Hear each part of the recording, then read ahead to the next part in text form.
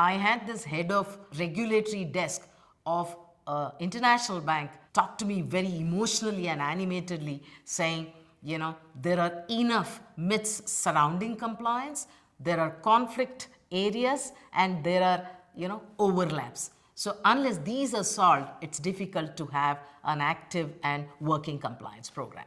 Let's start with the myths. The first myth is compliance is purely a cost function. No, it is not. The theme of the book is compliance is a business function. It's not just a cost function. The second, compliance is the job of those handful of people who are designated as compliance officials. Wrong again. Compliance is the function of everybody in the organization. Third, it is stated that compliance is an overdose. We already have an audit function. Why do we need another policing function? Because compliance has become a policing function. Wrong again. Audit and compliance have complementary, would agree, overlapping but still complementary functions. So compliance is not just a policing function. So these are an example or a sample of myths that are surrounding compliance. Now, what are the gray areas? What are the overlaps? The first overlap is between internal audit and compliance. Why do we need both? Idea really is internal audit is post fact while compliance is before. Compliance in its true spirit is supposed to be preventive and deterring, while internal audit is post facto verification and putting in place corrective processes. The second, the overlap between risk and compliance risk.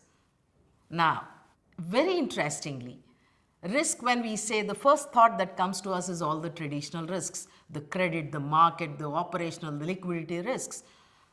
Now, when we have a risk function, why do we need a compliance function differently? That is as part of the fundamental difference between these two.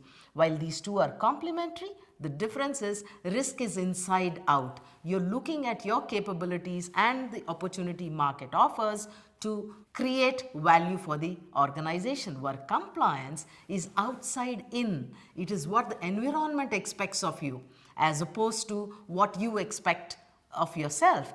It also includes what you expect of yourself in terms of the code of conduct, but it is the environmental expectation of how you would fit into the environment and add value to the environment. So they are complementary. The third overlap is legal and compliance. Legal, remember, is again complementary but comes in post facto. You want to keep the legal team informed because you wouldn't want to end up wrong side of the legal structure. You do not want litigations, and off late most of the fines, most of the penalties are embroiled in litigation. So again, a complementary idea. So we've said these are the myths, we've said these are the overlaps. Let's look at the conflict areas. Is there a conflict? The fundamental conflict is business feels compliance is anti-business. And as long as that theme remains, there is no which way that they both can collaborate and work together. And compliance feels business always wants to be anti-compliance. Organizations which have resolved this have really been the ones which have gone up on the value chain. Why do I think they are complementary and not conflicting? Simple. It makes huge business sense to have an active compliance program. Compliance team on their part should be seen as business enablers. I mean, the answers cannot always start with, no, you can't do it. The answer should say, tell us why you want to do it. These are the reasons why we think it's risky. If we can put the following controls, then this can be done.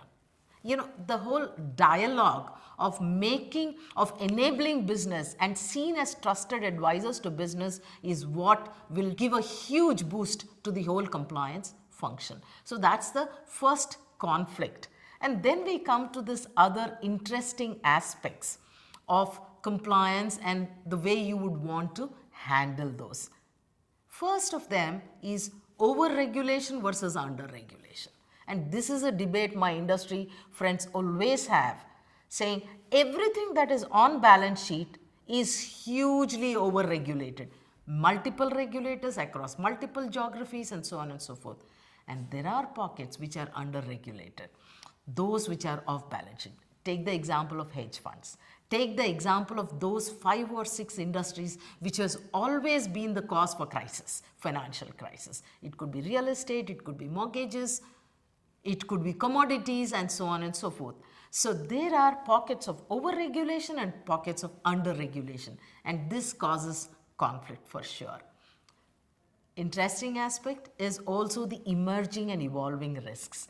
Look at, I think Ronald Rumsfeld said this, known knowns, known unknowns, and unknown unknowns. As a banker, as a financial services person, I wouldn't have related to this until the LIBOR scandal happened. I can understand, and my industry team members echo this sentiment.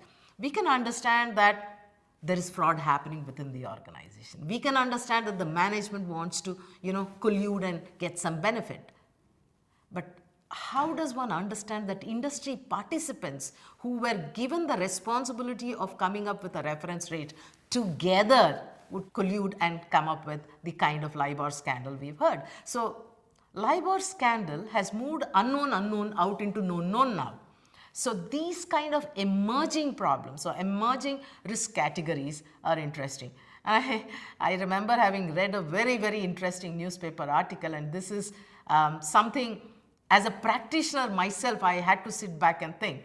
This is a trader, this is an investor, a very big one, who said that I am withdrawing from a financial stock of a tier 1 bank, not because anything is wrong with the bank, but because I am not sure how much will the fines be that regulators impose. I remember when people said $1 million fine, we would be shocked. Today, $1.9 billion doesn't shock us at all. So that's a kind of fines, and he has coined the term fine inflation risk. He said, this is why I withdraw. Now think of the bank in its capital. There is a big investor who's withdrawing, not because there's anything wrong with the bank, but because there is a fine inflation risk. So these are the kind of emerging challenges, and all of these is what we cover in real life. It's very easy to say there are no conflicts, there are no myths, there are no overlaps, but fact is these exist. Now, given that these exist, how is it that the industry would progress? What are the kind of solutions that the industry would want to look at is really the important question, answers to which are required.